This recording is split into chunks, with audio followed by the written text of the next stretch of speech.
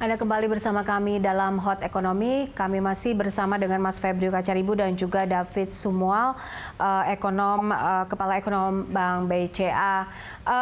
Kalau kita bicara soal swasta nasional, Mas Febrio mungkin, kenaikan utang luar negeri ini kan terlihat pada lembaga keuangan bukan bank, kalau kita lihat data-data yang disampaikan tadi. Nah, ini opsi pembiayaan dalam negeri untuk perusahaan swasta sendiri seperti apa, Mas? Kalau saat ini sangat ample, bank itu punya likuiditas sangat banyak sekarang. Yang kurang itu adalah kepercayaan diri. Jadi uangnya banyak sekarang, di bank itu likuiditasnya luar biasa.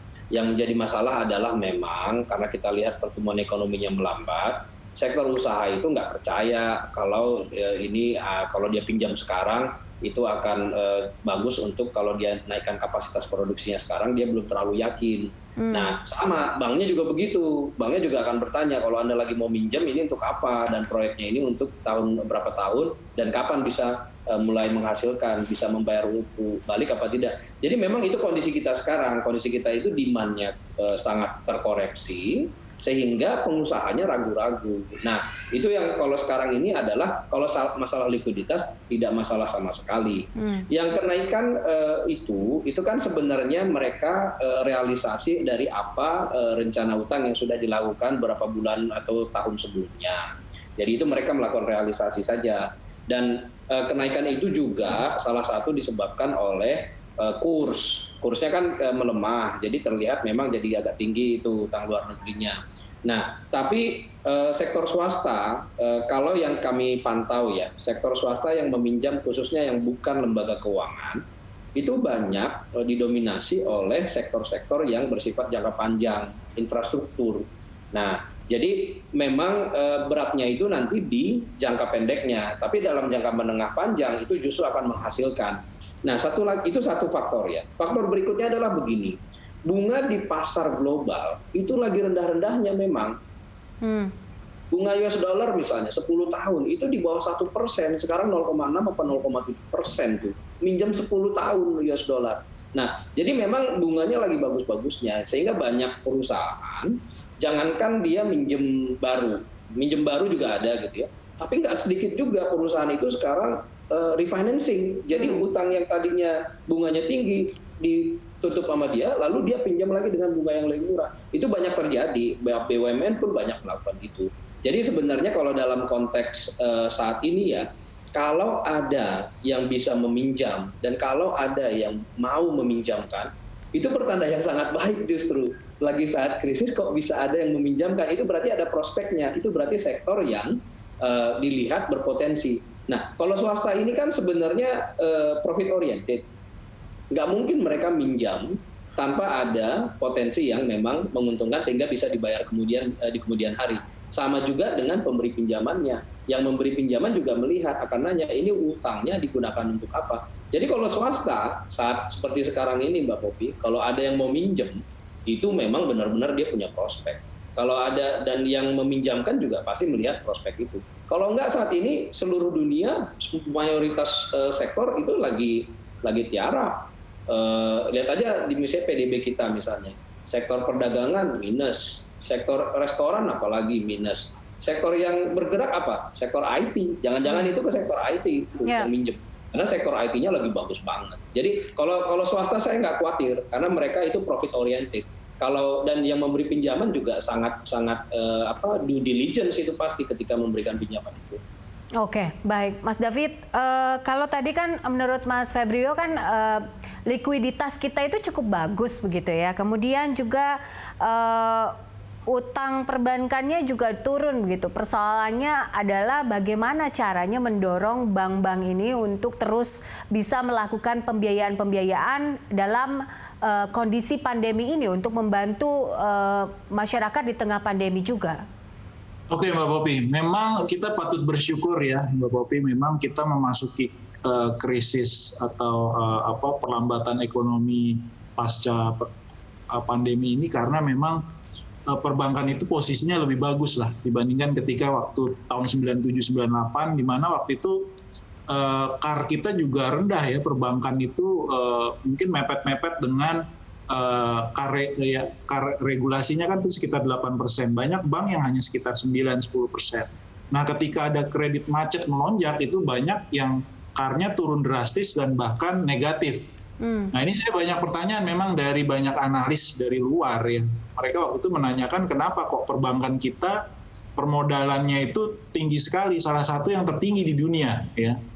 Nah, ini mungkin ada kaitannya dengan pengalaman juga. Kebanyakan pimpinan-pimpinan bank kita itu kan banyak juga yang sudah senior yang merasakan berkali-kali krisis di Indonesia, sehingga mereka juga mengelola banknya itu dengan sangat-sangat prudent ya. Dan dalam kondisi sekarang ini terbukti memang dengan goncangan yang cukup kuat ini, kita lihat memang perbankan salah satu mungkin di emerging market yang posisinya relatif cukup baik ya untuk perbankan Indonesia. Tadi sudah disebut oleh Pak Febrio soal likuiditas, soal permodalan. Memang ada kenaikan dari sisi non-performing loan maupun juga special mention. Tapi sejauh ini masih terkendali. Kita berharap ini hanya masalah likuiditas sementara dan ada peranan pemerintah yang kunci di sini untuk menutupi output gap ini sehingga tidak bertransformasi ya kondisi sekarang ini menjadi persoalan solvensi. Nah, kembali ketika ada permintaan kredit, tentu bank akan melihat ya, jangan sampai seperti dikatakan Pak Febrio tadi, ketika kondisi melemah mereka minta utang gitu ya. Nah, utangnya jadi bingung kita ini untuk apa utangnya gitu ya. Jadi pasti akan dilihat sektor-sektor mana yang masih cukup berpotensi. Tapi yang jelas bank itu follow straight, jadi hanya mengikuti apa permintaan dari sektor realnya. Kalau permintaan kredit memang sejauh ini relatif menurun ya, jadi secara keseluruhan itu menurun. Apalagi tadi sektor-sektor yang disebutkan Pak Febrio ya, itu perdagangan, pariwisata itu memang sangat lemah. Dan memang wajar, memang mereka tidak ada keinginan untuk ekspansi sekarang. Tapi beberapa sektor lain yang terkait IT, ya kita lihat juga dari sektor pertambangan harganya juga sudah mulai ada peningkatan terkait kesehatan, lalu juga terkait infra itu masih cukup bagus ya. Nah, kita berharap nanti pelan-pelan ini mulai merembet ke sektor-sektor lain ya, termasuk manufaktur, properti, konstruksi dan seterusnya. Oke, baik. Nah, ini kalau bicara soal sektor-sektor, Mas Febrio tadi kan juga dibilang bahwa ada sektor infrastruktur yang mungkin bisa didorong. Kemudian kalau kita bicara soal pandemi ini memunculkan sektor-sektor baru begitu untuk sebagai sumber-sumber pertumbuhan ekonomi baru, kemudian sumber-sumber pembiayaan yang baru. Nah, sektor-sektor yang tidak terdisrupsi begitu atau misalnya bisa didorong saat ini di tengah kondisi pandemi ini seperti apa? Apa yang bisa dikhususkan, apa yang bisa didorong oleh pemerintah untuk hal ini? Sayangnya memang nggak banyak yang bisa tumbuh dengan sendirinya ya. Sektor IT itu tadi hanya salah satu dari 17 sektor yang ada di perekonomian kita yang dicatat oleh BPS. Satu lagi yang positif itu sektor pertanian. Itu karena memang harganya juga membaik. Nah, selain itu semuanya negatif. Nah, disinilah memang posisi pemerintah yang berusaha untuk melihat bagaimana dukungan pemerintah ini bisa meringankanlah. Nah, caranya, logikanya harus jelas. Pertama, karena kita jelas punya kapasitas yang terbatas secara fiskal, sehingga kita benar-benar harus memilih sektor mana yang mau kita dorong. Kalau sektor pariwisata kita dorong sekarang, belum akan pulih juga. Nah, kalau sektor manufaktur kita lakukan sekarang, di tengah-tengah new normal, mungkin masuk akal. Pertama, manufakturnya itu adalah labor intensif, mempekerjakan banyak orang, sehingga kita bisa mengurangi tekanan di tingkat penganggurannya. Lalu, apakah ada peluang untuk ekspor? Khususnya kenapa? Tujuan ekspor kita nomor 1 kan China, Tiongkok. Nomor 2-nya kelihatan itu misalnya contohnya Vietnam, kita lihat tanda-tanda perekonomian membaik karena dia juga ekspor. Nah, ekspor kita juga ke Jepang lalu Amerika. Nah, Jepang dan Amerika mungkin belum terlalu membaik. Tapi ekspor kita ke China, kalau China-nya membaik, itu peluang. Nah, inilah yang harus kita lihat lebih jeli. Nah, maka pemerintah memberikan, contohnya adalah penjaminan kredit modal kerja bagi sektor manufaktur. Nah, ini yang harus kita coba kelola bersama-sama. Kita ngobrol dengan bank, kita ngomong dengan sektor manufakturnya, seperti apa kebutuhannya. Karena pada saat ini memang nggak ada yang bergerak. Pemerintah yang harus bergerak. Kalau kita lihat dari PDB-nya tuh, komponen consumption, pengeluaran pemerintah, investasi, ekspor, satu-satunya yang positif itu hanya pemerintah. Memang pemerintah menerima peran itu, justru itulah peran pemerintah di saat krisis yang namanya kita sebut counter cyclical. Ketika perekonomiannya melambat, disitulah pemerintah harus masuk.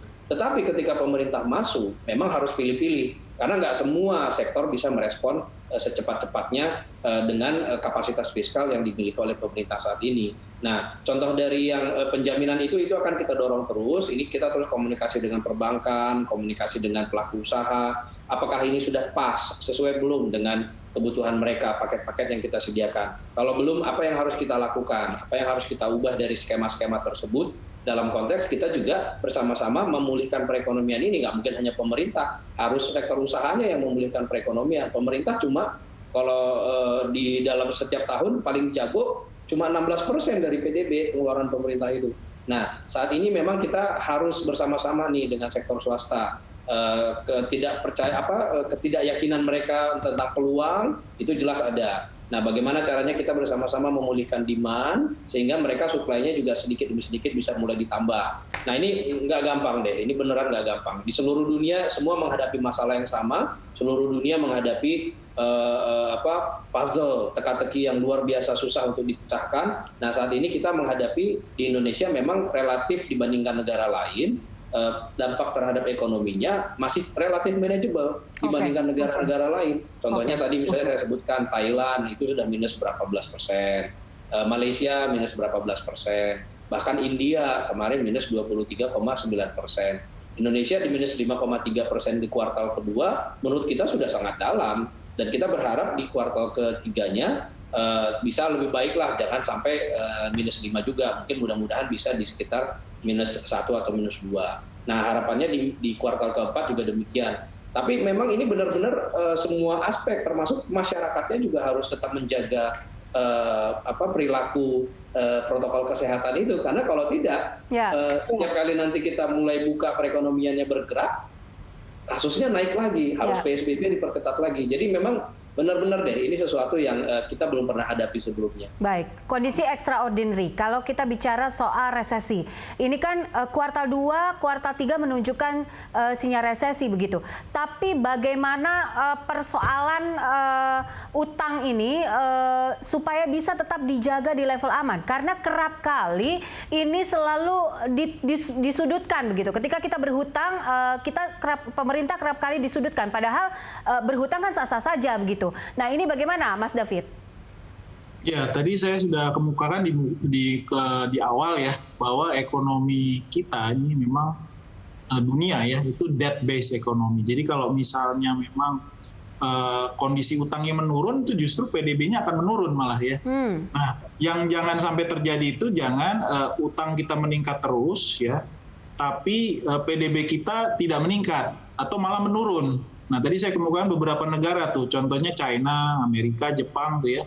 Mereka menambah utang ya, tapi yang terjadi itu malah pertumbuhannya terus menurun. Berarti produktivitas dan juga kapasitas negara itu berkurang ya. Ini bisa akibat pengaruh eksternal, bisa juga karena kondisi internalnya. Dan memang kita memasuki krisis ini memang di kondisi posisi utang yang relatif lebih baik. Ya, jauh lebih baik dibandingkan ketika waktu krisis tahun 98. Nah, ketika itu data aja kita nggak punya, Mbak Popi. Saya cari data ya, waktu itu baru jadi staff, baru awal bekerja, diminta untuk cari data utang luar negeri, itu tidak ada dimanapun kita temukan, terutama utang luar negeri swasta. Ya. Jadi kita posisinya sekarang dari sisi kelembagaan, dari sisi data, itu kan dalam mengambil keputusan kan kita perlu data ya. Nah, itu kita jauh lebih baik lah posisinya, sehingga sekarang kita bisa lebih enak gitu ya dalam menentukan kebijakan pemerintah maupun juga dari sisi perbankan maupun ya. Baik, terakhir mungkin Mas Febrio, sebagai ekonom senior saat ini yang sudah juga bergabung bersama pemerintah, mungkin apa optimisme yang bisa dibangun begitu? Karena banyak sekali, kerap kali saya bicara lagi ini selalu menyudutkan persoalan utang pemerintah. Padahal hutang harusnya sah-sah saja dalam membiayai pembangunan ekonomi, apalagi di masa pandemi ini. Dan ini sangat-sangat sensitif sekali untuk dibahas. Silakan Mas Feb.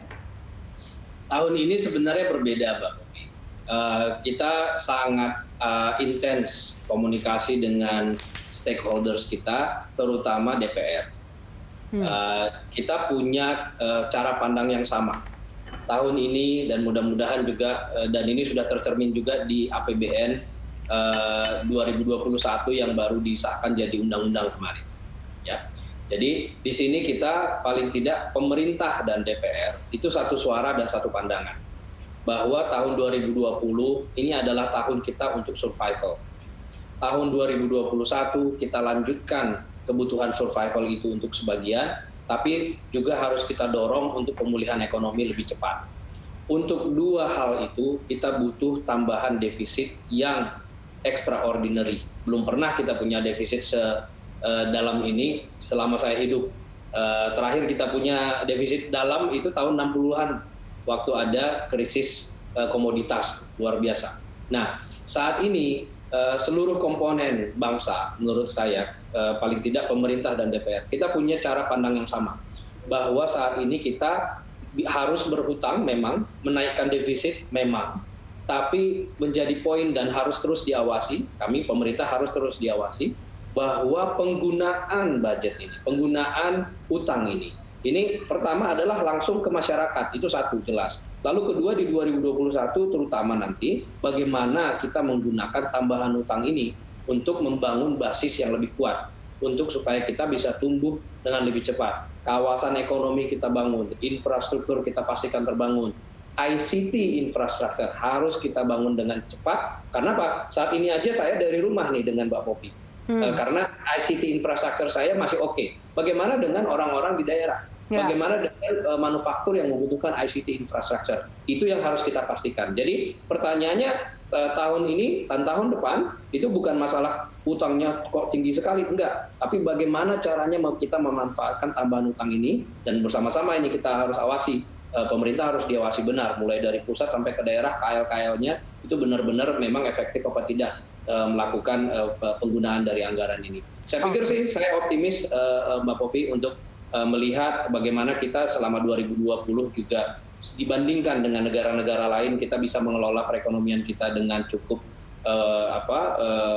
siap gitu ya. Dan 2021 optimisme itu bisa terus kita lanjutkan. Kita harus pulih, kita harus tumbuhnya positif dibandingkan di 2020. Baik. Demikian ya. Baik, terima kasih Mas Febrio. Kita harapkan optimisme ini terus ada dari sisi pemerintah, pelaku usaha, dan juga rakyat untuk sama-sama menjaga agar pandemi bisa dilalui bersama dan juga level aman utang Indonesia masih tetap terjaga. Terima kasih juga Mas David untuk waktunya bersama kami dan analisanya di sini. Terima kasih. Pemirsa, sampai di sini kebersamaan kita dalam Hot Ekonomi. Tetap jaga jarak dan pakai masker, pemirsa. Anda bisa mengirimkan informasi dan saran ke email kami di redaksi @berita1.tv atau follow kami via Twitter, Facebook, YouTube, dan Instagram.